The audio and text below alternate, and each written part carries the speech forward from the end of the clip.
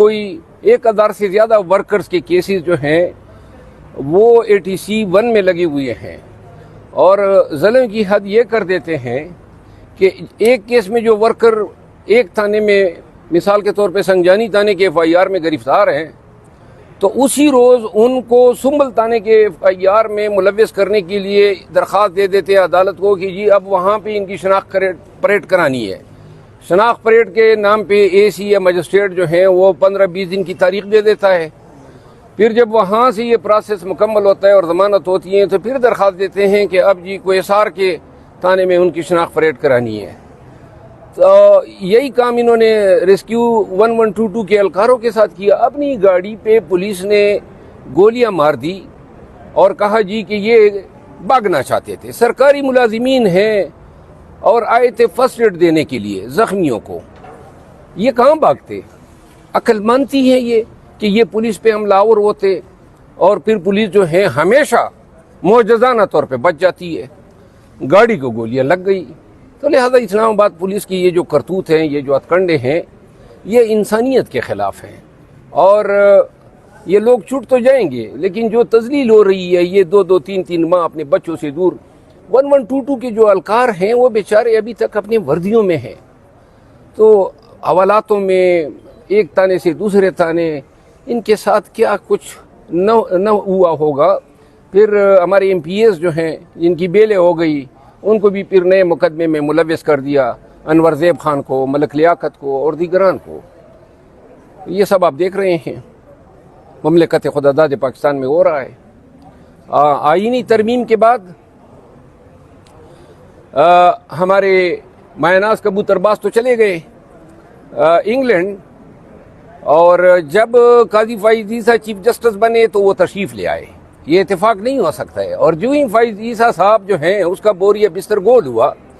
تو حضرت بھی فائز عیسیٰ کے ساتھ ہی روانہ ہو گئے۔ اس کا مطلب یہ ہے کہ نواز شریف کا موجودہ اب عدالتی نظام پہ اعتماد نہیں رہا، جو اعتماد ان کا قاضی فائز عیسیٰ کی سپریم کورٹ پہ تھا، اور یہ خوشائند ہیں کہ نئے چیف جسٹس صاحب نے جو کانسٹیٹیوشنل جو کیسز کے بینچز کی کمیٹی میں سینیارٹی کے اصول کو ملوذ خاطر رکھا ہے۔ یہ تاثر قطعاً غلط ہیں کہ پاکستان تحریک انصاف جو ہیں وہ نئے چیف جسٹس صاحب کی مخالف ہے۔ کوئی ہمارا اختلاف ذاتی اور نہ کبھی ہم نے ان کے فیصلوں میں عناد یا تعصب دیکھا ہے، خصوصاً PTI کے فیصلوں کے حوالے سے۔ یہ امید ہماری ضرور ہے کہ ان کے پیشرو کے دور میں پاکستان تحریک انصاف کے ساتھ سپریم کورٹ میں سوتیلی ماں کا برتاؤ روا رکھا گیا، بلکہ قاضی فائز عیسیٰ کا بینچ جو تھا یا وہ اس کی ذات وہ ایک پراسیکیوٹر کا کردار ادا کر رہی تھی۔ ہم سے نشان چھیننا ہو یا بنیادی انسانی حقوق کی خلاف ورزی کا کیس تھا یا اغوا برائے بیان جو تھے یا امیدواروں سے جو چھینا جھپٹی ہوتی تھی کاغذات کی، یہ سارے کیسز ان کی عدالت میں لگے تھے۔ ہمارے وکلاء کی توہین کرتے تھے، تضحیک کرتے تھے، اور خان کے وہ ذاتی دشمن بنے ہوئے تھے۔ کسی اخلاقیات اور انصاف کی کسی مروجہ اصول کے تحت وہ کسی ایسے کیس میں بیٹھ ہی نہیں سکتے تھے جو خان سے ریلیٹڈ ہو یا PTI سے ریلیٹڈ ہو۔ سپریم کورٹ کے 5 رکنی بینچ نے جسٹس گلزار کی سربراہی میں فیصلہ دیا تھا کہ قاضی فائز عیسیٰ ایسے کسی بینچ کا حصہ نہیں بنے گا، لیکن قاضی فائز عیسیٰ کو نہ سپریم کورٹ کا احترام ملوذ خاطر تھا، نہ سپریم کورٹ کے فیصلوں کا وہ، اور ابھی 8 ممبر بینچ جو لارجر بینچ ہے اس کے فیصلے کی تصدیق انہوں نے کس طرح کی ہے۔ لہذا ایک نفسیاتی بیمار تھا، اور وہ جب گیا ہے تو اس کے اہل خانہ، بچوں اور ان کی جو ٹرالنگ ہوئی ہے، میں ہمیشہ ٹرالنگ کا مخالف رہا ہوں، لیکن اس کی ٹرالنگ پہ یا اس کے ساتھ جو رویہ برتا گیا ہے اس پہ مجھے دلی سکون ہوا ہے۔ تمام مناصب پہ بیٹھنے والے لوگ یہ سن لیں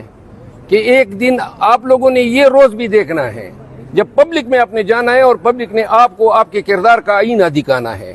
تو لہٰذا ایسے لوگ جو ہیں وہ ایسے ہی رویے کے حقدار ہیں، ان کی پبلک میں ہر جگہ پہ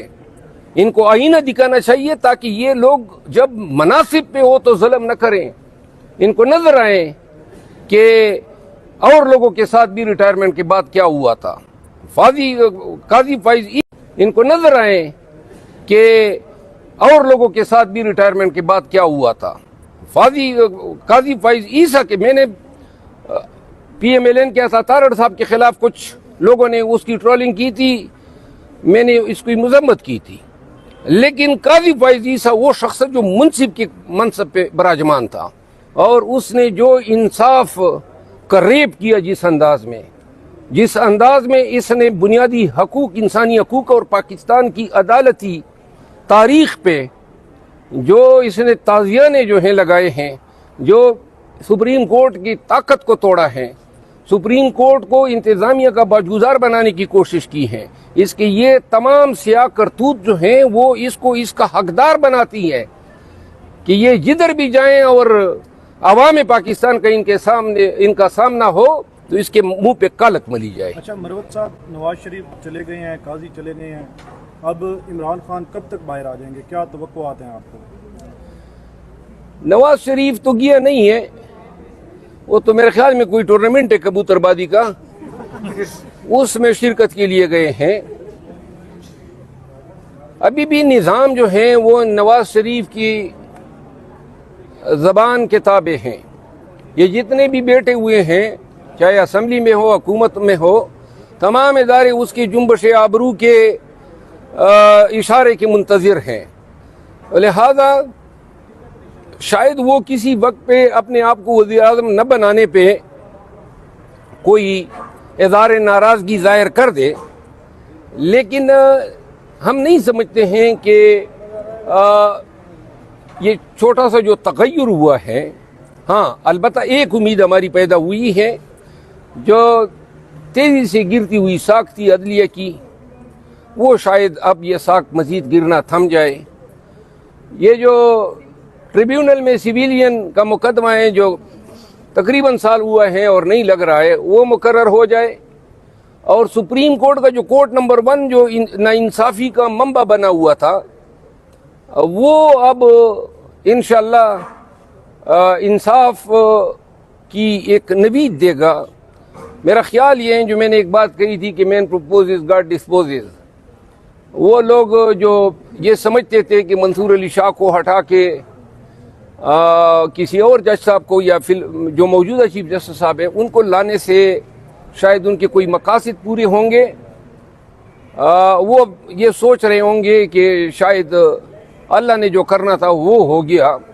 اور جو ابتدائی جو چند اقدامات ہیں یا افریدی صاحب کے, ان کی میں ستائش کرتا ہوں. مروت صاحب یہ بتائیے گا کہ یہ جو اکتوبر کا آخری اجرا چل رہا ہے, اس میں پاکستان تحریک انصاف کو کچھ ریلیف بظاہر ملا ہے, یہ تاثر دیا جا رہا ہے کہ ڈیل ہوئی ہے یا پھر ڈھیل جو ہے وہ اس وقت اسٹیبلشمنٹ کی طرف سے دکھائی جا رہی ہے, تو اس حوالے سے کیا کہنا چاہیے؟ نہیں, آپ لوگ یہ دیکھیں, یہ سوال میڈیا پہ بہت سارے حضرات کر رہے ہیں. تو جو ہمیں ریلیف ملا ہے, بشرا بی بی کی رہائی ہوئی ہے, تو بشرا بی بی کی گرفتاری کس چیز میں تھی یہ بھی تو آپ دیکھیں نا. علیمہ خانم کی اور عظمیٰ خانم کی رہائی ہوئی ہے, تو آپ نے دیکھا تھا جب ان کو گرفتار کر رہے تھے, نہتے کڑے تھے, بائی کے لیے نکلے تھے, تو ان کو رہا نہیں ہونا تھا. کون سے ان کے پاس جو ہے مشین گنیں تھی, اسلحہ تھا, کوئی کیا دہشت گردی ان بیچاریوں نے کی تھی. تو لہذا ایسے لوگ, ہم بھی تو گرفتار ہوئے نا, یہاں پارلیمان کے سامنے 8 دن ہم نے گزارے اور رہا ہو گئے, تو وہ کوئی ڈیل کا نتیجہ تھا. عدالتیں گرچہ کمزور ہو چکی ہیں, لیکن اتنی بھی کمزور نہیں ہے کہ جو انسانیت سسک رہی ہے, تڑپ رہی ہے, اس پہ اتنا بھی ترس نہ کھائیں. 27ویں ترمیم حکومت لے کے آنے کا ارادہ رکھ رہی ہے, تو تحریک انصاف کے مزید لوگ بک سکتے ہیں جو نہیں بکے تھے پچھلی ترمیم میں, یعنی بیک ورڈ پہ حکومت سے رابطے میں تھے اور منظر پہ نہیں آئے تھے؟ بکنے کا تو ہمارے ہاں رواج ہے پاکستان میں, اور جو پہلے بک گئے تو بعد میں نہ بکنے کے حوالے سے کون یقین دہانی آپ کو دلا سکتا ہے؟ پیسہ بھی ہو, اربوں میں ہو, زور زبردستی بھی ہو, اور یہ نظام بھی ہو, لیکن میرا خیال یہ ہے کہ ابھی جو چیلنج ہوگا 26ویں آئینی ترمیم, سپریم کورٹ کا ابھی فل کورٹ ریفرنس ہوگا, آئینی بینچز جو ہیں بنیں گے, ان کو ہم دیکھ رہے ہیں, اور شاید جو ابتدائی سفر شروع ہوا ہے وہ تو بڑا خوش آئند دکھائی دے رہا ہے. اللہ کرے پاکستان کے لیے، عدلیہ کے لیے، بنیادی انسانی حقوق اور ہمارے دستور کے لیے اس میں خیر پنہا ہو. اچھا یہ بتائیے گا پی ٹی آئی قومی اسمبلی کی جوڈیشل جو کمیٹی ہے اس میں بیٹھنے جا رہی ہے؟ میرا خیال ہے کہ ہم اس میں پارٹیسپیٹ کریں گے. Thank you sir.